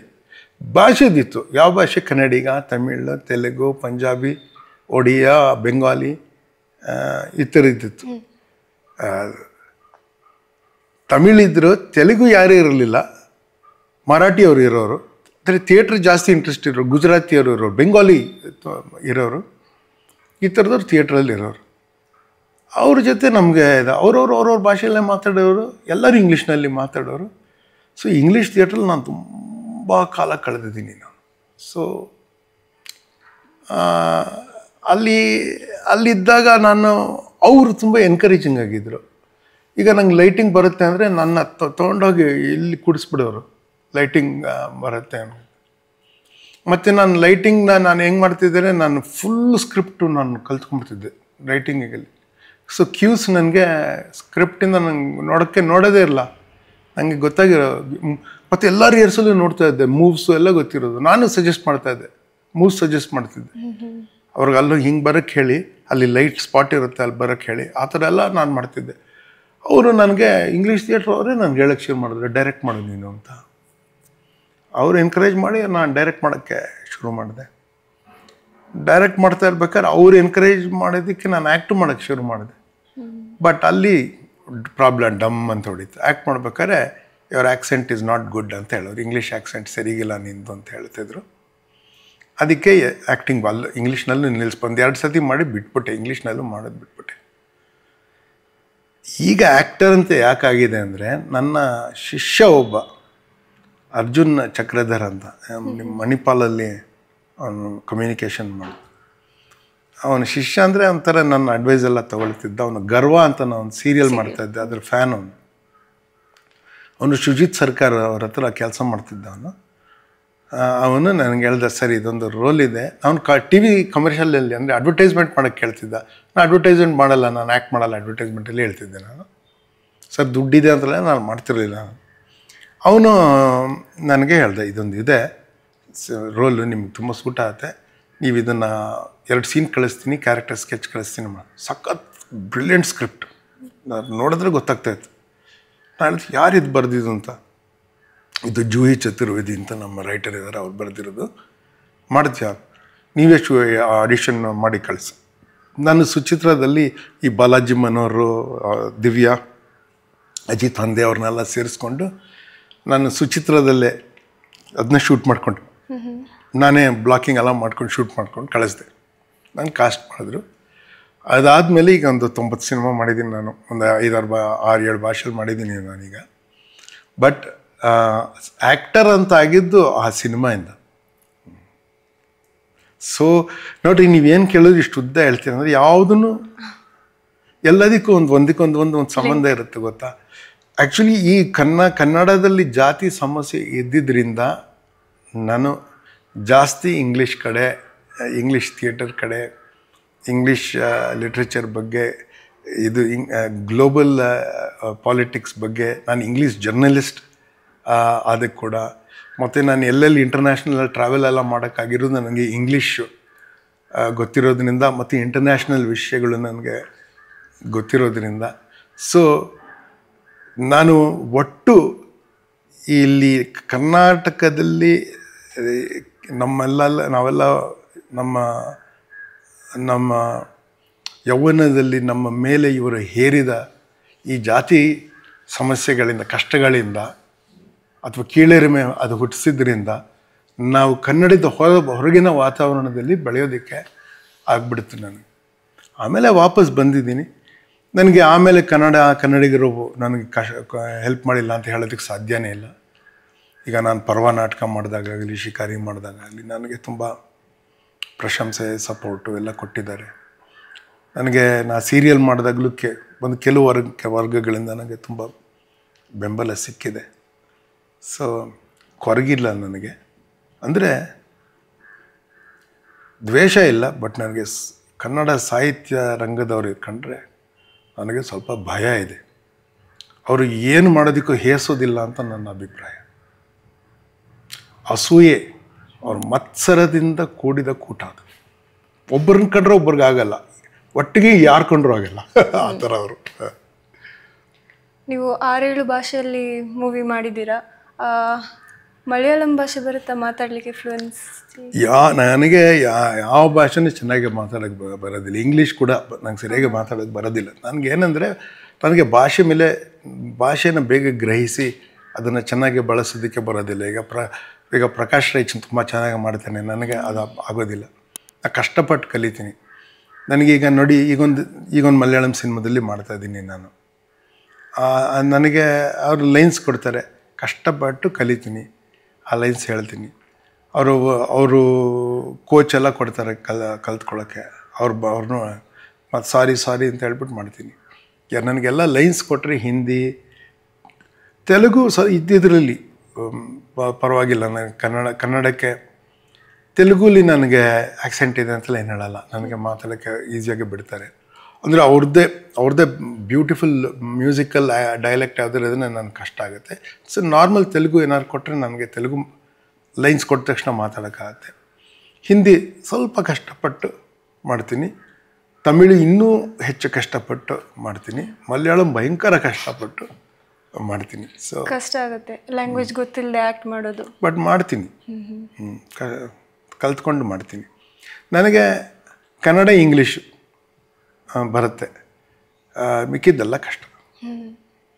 ಇವಾಗ ನೀವು ಒಂದು ಸಿನಿಮಾ ಸೆಲೆಕ್ಟ್ ಮಾಡ್ಕೋತೀರಾ ಅಂದರೆ ಅದರಲ್ಲಿ ಏನಾದರೂ ಒಂದು ಪ್ರೊಸೆಸ್ ಇದೆಯಾ? ಯೂಶ್ವಲಿ ನನಗೆ ಫೋನ್ ಮಾಡ್ತಾರೆ ಇಂಥ ರೋಲ್ ಇದೆ ಅಂತ. ಈಗ ನಿಮ್ದು ಆದ ತಕ್ಷಣ ಈಗ ತೆಲುಗುದು ಸಿನಿಮಾದು ಫೋನ್ ಮಾಡ್ತಾರೆ. ಒಬ್ಬರು ಡೈರೆಕ್ಷನ್ ಡಿಪಾರ್ಟ್ಮೆಂಟಿಂದ, ಡೈರೆಕ್ಟರೇ ಯೂಶ್ವಲಿ, ಇಲ್ದರೆ AD ಅಸೋಸಿಯೇಟ್ ಡೈರೆಕ್ಟರ್ ನನಗೆ ಸಿನಿಮಾ ಕತೆ ಹೇಳ್ತಾರೆ. ಯೂಶ್ವಲಿ ಡೈರೆಕ್ಟರ್ಸೇ ಹೇಳ್ತಾರೆ. ಹೇಳಿ ನನ್ನ ಪಾತ್ರ ಏನು ಅಂತ ಹೇಳ್ತಾರೆ. ನನಗೆ ಅದಕ್ಕೂ ಮುಂಚೆ ಕಾಸ್ಟಿಂಗ್ ಡೈರೆಕ್ಟರ್ ಫಸ್ಟ್ ಫೋನ್ ಬರೋದು ನನಗೆ ಕಾಸ್ಟಿಂಗ್ ಕಂಪನಿಯಿಂದ, ಕಾಸ್ಟಿಂಗ್ ಏಜೆಂಟು ಅಥವಾ ಕಾಸ್ಟಿಂಗ್ ಏಜೆನ್ಸಿಯಿಂದ ಫೋನ್ ಬರುತ್ತೆ. ಫೋನ್ ಬಡಿ ಇಂಥ ಒಂದು ಸಿನಿಮಾ ಇದೆ, ಇಂಥದ್ರಲ್ಲಿ ಒಂದು ಪಾತ್ರ ಇದೆ, ಈ ಡೇಟ್ಸಲ್ಲಿ ನೀವು ಬೇಕಾಗತ್ತೆ, ನೀವು ಮಾಡೋಕ್ಕೆ ತಯಾರಿದ್ದಾರಾ ಅಂತ ಹೇಳ್ತಾರೆ. ಏನು ಅಂತ ಕೇಳಿದ್ರೆ ಅವ್ರಿಗೆ ಜಾಸ್ತಿ ಗೊತ್ತಿಲ್ಲ ರೋಲ್ ಬಗ್ಗೆ, ಸಂಕ್ಷಿಪ್ತವಾಗಿ ಹೇಳ್ತಾರೆ. ಇಂಥವ್ರು ಹೀರೋ ಫಿಲ್ಮ್ಗೆ, ಇಂಥವರು ಡೈರೆಕ್ಟರು ಫಿಲ್ಮ್ಗೆ. ಈಗ ನಿಮ್ಮದು ಒಂದು 15 ದಿನದವರೆಗೂ 10 ದಿನದವರೆಗೂ ಇರುತ್ತೆ. ನೀವು ಇಂಥ ಸಬ್ಜೆಕ್ಟ್ ಇದು, ಒಂದು ರೋಡ್ ಫಿಲ್ಮು, ಆ ಥರ ಏನೋ ಒಂದು ಹೇಳ್ತಾರೆ. ಅದರಲ್ಲಿ ನೀವು ವಿಲನ್ ಆಗಿ ಬರ್ತೀರಾ ಅಥವಾ ನೀವು ಟರ್ನಿಂಗ್ ಪಾಯಿಂಟ್ ಏನೋ ಕೊಡ್ತೀರಿ, ಏನೋ ಹೇಳ್ತಾರೆ ಅವರು. ನಿಮ್ಗೆ ಇಂಟ್ರೆಸ್ಟ್ ಇದ್ದರೆ ನಾವು ಹೇಳ್ತೀವಿ ಅಂತಾರೆ. ನಂಗೆ ಇಂಟ್ರೆಸ್ಟ್ ಇದೆ ಅಂತ ಹೇಳಿದ್ರೆ ಅವ್ರು ಡೈರೆಕ್ಷನ್ ಡಿಪಾರ್ಟ್ಮೆಂಟಿಂದ ನಮ್ಗೆ ಕತೆ ಹೇಳ್ತಾರೆ. ಕತೆ ನಾನು ರೋಲ್ ಹೇಳ್ತಾರೆ. ನಾನು ಅಕಸ್ಮಾತ್ ಒಪ್ಕೊಂಡ್ರೆ ಪ್ರೊಡಕ್ಷನ್ ಡಿಪಾರ್ಟ್ಮೆಂಟ್ ಅವ್ರು ಫೋನ್ ಮಾಡ್ತಾರೆ ನನ್ನ ಜೊತೆ. ಅವ್ರಿಗೆ ನಾನು ಏನು ಹೇಳ್ತೀನಿ, ನಂಬರ್ ಕೊಡ್ತೀನಿ, ನಾನು ಯಾರ ಜೊತೆ ಮಾತಾಡಬೇಕು ಅಂತ. ಯಾವಾಗಲೂ ಅರ್ಜುನ್ ಚಕ್ರಧರ್, ನಾನು ಯಾರು ಫಸ್ಟ್ ಮಾಡೋದನ್ನ ಅವನು ಕೊಡ್ತಿದ್ದೆ ನಾನು.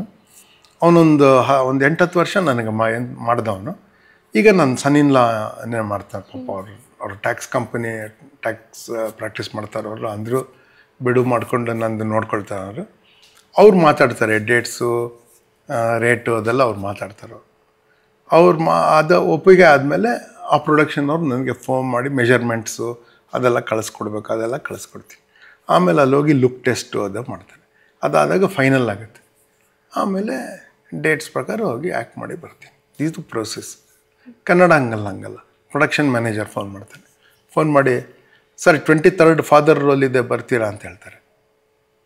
ನಾನು ಹೇಳ್ತೀನಿ 23rd ಫ್ರೀ ಇಲ್ಲ, ಫಾದರ್ ರೋಲ್ ಮಾಡಲ್ಲ ಅಂತ ಹೇಳ್ತೀನಿ. ಎಲ್ಲರೂ ಅಲ್ಲ, ಇವಾಗ ಸ್ವಲ್ಪ ಜನ ಬೇರೆ ಥರ ಮಾಡ್ತಾರೆ. ಇದಾದಮೇಲೆ ನಿಮ್ದಾದಮೇಲೆ ಆ ಕಾಲದ್ಮೇಲೆ ಒಬ್ಬ ಹುಡುಗ ಡೈರೆಕ್ಟರ್ ಬರ್ತಾ ಇದ್ದೆ ನಾವು ಮಾತಾಡೋದಕ್ಕೆ ಒಂದು ಫಿಲ್ಮ್ ಬಗ್ಗೆ. ಈಗ ಗೊತ್ತಾಗಿದೆ, ಇವಾಗ ಅವ್ರು ಬೇರೆಯವ್ರು ಬರ್ತಾರೆ. ಕಮರ್ಷಿಯಲ್ ಸಿನಿಮಾರು ಇವಾಗ ನನ್ನ ಕರೆಯೋದಿಲ್ಲ. ಯಾಕೆ ಕರೆಯಲ್ಲ ಅಂದರೆ ನನ್ನ ರೇಟ್ ತುಂಬ ಜಾಸ್ತಿ. ಸೊ ಅದ್ರ ನನ್ನ ಕರೆಯೋದಿಲ್ಲ. I am very expensive for Kannada. ಹಂಗೆ ಇಟ್ಕೊಳ್ಳೋದು ಬೆಟರು. ಯಾಕೆಂದರೆ ನನಗೆ ಪ್ರೊಫೆಷನಲ್ಲಾಗಿ ಮಾಡೋದಿಲ್ಲ ಹೆಚ್ಚು ಕನ್ನಡದವರು. ಯಾರೋ ರೇರು ಮಾಡೋರು ಸರಿಯಾಗಿ, ಪ್ರೊಫೆಷನಲ್ಲಾಗಿ ಮಾಡೋದಿಲ್ಲ. ಮತ್ತು ಅವರು ಕೆಲಸ ಡಬ್ಬಿಂಗ್ ಆದಮೇಲೆ ಕೊಡ್ತೀನಿ ಅಂತ ಆಮೇಲೆ ಕೊಟ್ಟಿಲ್ಲದೆ ಇರೋರು ಇದ್ದಾರೆ. ಕೊಡೋಕ್ಕಾಗಲಿಲ್ಲ, ಏನೋ ಕಷ್ಟ ಆಯಿತು ಅಂದ್ರೆ ನಂಗೆ ಅರ್ಥ ಆಗುತ್ತೆ. ಅಂದರೆ ಮಾಡಿದ್ರೆ ನಡೆಯುತ್ತೆ ಅಂದ್ಕೊಂಡಿದ್ದಾರೆ. ನಡಿಬೋದು ಬೇರೆಯವ್ರ ಹತ್ರ, ನಾತು ನಡೆಯೋದಿಲ್ಲ. ಅವರು ಕನ್ನಡ ಸಿನಿಮಾನಲ್ಲಿ ನಾನು ಮತ್ತೆ ಮಾಡ್ದೇನೇ ಇದ್ರೂ ಪರವಾಗಿಲ್ಲ, ನನಗೇನು ಪ್ರಾಬ್ಲಮ್ ಇಲ್ಲ. ಓಕೆ, ನಾನಂದರೆ ಅವರ ದರ್ಪಕ್ಕೆ ನಾನು ಬಗ್ಗೋದಿಲ್ಲ ನಾನು. ಸೊ ಈಗ ನನಗೆ ಒಳ್ಳೆ ರೋಲ್ ಸಿಕ್ಕಿದ್ರೆ ಮಾತ್ರ ಮಾಡೋದಿಲ್ಲ, ಇಲ್ಲದೇ ನಾನು ಮಾಡೋದಿಲ್ಲ. ಸೊ ನನಗೆ ಒಳ್ಳೆ ರೋಲ್ಸ್ ಸಿಗೋದಕ್ಕೆ ಮೇನ್ ಕಾರಣ ನನಗೆ ಹಿಂದಿ ಸಿನಿಮಾ ಮತ್ತು ಒಂದು ಯುನೀಕ್ ಡೈರೆಕ್ಟರ್ಸ್ ಬೇರೆ ಬೇರೆ ಲ್ಯಾಂಗ್ವೇಜ್. ಮಹೇಶ್ ನಾರಾಯಣ್ ಮಲಯಾಳಂ, ಅವ್ರು ನನಗೆ ತುಂಬ ಒಳ್ಳೆ ಹೆಸರು ತಂದು ಕೊಟ್ಟಿದ್ದಾರೆ. ಸುಧಾ ಕೊಂಗಾರ ಅವರು, ನಮ್ಮ ಮಹೇಶ್ ನಾರಾಯಣ್ ಜೊತೆ ಇನ್ನೊಂದು ಫಿಲ್ಮ್ ಮಾಡ್ತಾಯಿದ್ದೀನಿ. ಸುಧಾ ಕೊಂಗಾರ ತಮಿಳು, ಅವ್ರ ಜೊತೆ ಇನ್ನೊಂದು ಫಿಲ್ಮ್ ಮಾಡ್ತಾಯಿದ್ದೀನಿ ಇವಾಗ. ನನಗೆ ತೆಲುಗಲ್ಲಿ 1-2 ಸಿನಿಮಾ ಮಾಡಿದ್ದೀನಿ. ಈಗ ಇನ್ನೊಂದು ಸಿನಿಮಾ ಮಾಡಿದ್ರೆ ತೆಲುಗಲ್ಲಿ ಈಗ ಈ ತಾಂಡೇಲ್ ಫಿಲ್ಮ್ ಬಂದಿದೆಯಲ್ಲ, ಅದರಿಂದ ನನಗೆ ಸ್ವಲ್ಪ ರೋಲ್ಸ್ ಬರ್ಬೋದು ತೆಲುಗಲ್ಲಿ ಅಂದ್ಕೊಂಡಿದ್ದೀನಿ. ಕನ್ನಡದಲ್ಲಿ ನನಗೆ ಸಿನಿಮಾದಲ್ಲಿ ಸ್ವಲ್ಪ ನಾನು ಮಾಡಿದ್ರಿಂದ ನನ್ನನ್ನು ನೋಟಿಸ್ ಮಾಡಿ ನನ್ನ ರೆಕಗ್ನೈಸ್ ಮಾಡಿರೋದು 1-2 ಸಿನಿಮಾ ಇರ್ಬೋದು. ಮೊದಲಿಗೆ ಅಫ್ಕೋರ್ಸ್ ದುನಿಯಾ ಸೂರಿ ತುಂಬ ಹೆಸರು ಕೊಟ್ಟಿದ್ದೆ ನನಗೆ. ಅಷ್ಟೊತ್ತಿಗಾಗಲಿ ನಾನು ಮೆಡ್ರಾಸ್ ಕೆಫೆ ಮಾಡಿಬಿಟ್ಟಿದ್ದೆ. ಬಟ್ ಇದು ಇದು ಅವ್ರು ಮಾಡಿದ್ರಲ್ರಿ ರೋಡ್ ಫಿಲ್ಮ್ ತುಂಬ ಚೆನ್ನಾಗಿದೆ ಅದು.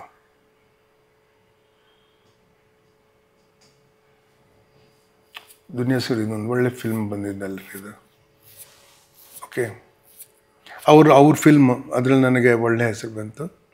ಆಮೇಲೆ ಸ್ವಲ್ಪ ಆಟಗಾರದಿಂದ ಸ್ವಲ್ಪ ಒಳ್ಳೆ ಹೆಸರು ಬಂತು ನನಗೆ. ಆ ಥರ ಒಂದು 2-3 ಫಿಲ್ಮ್ ಬಂದಿದೆ ಅಷ್ಟೇ.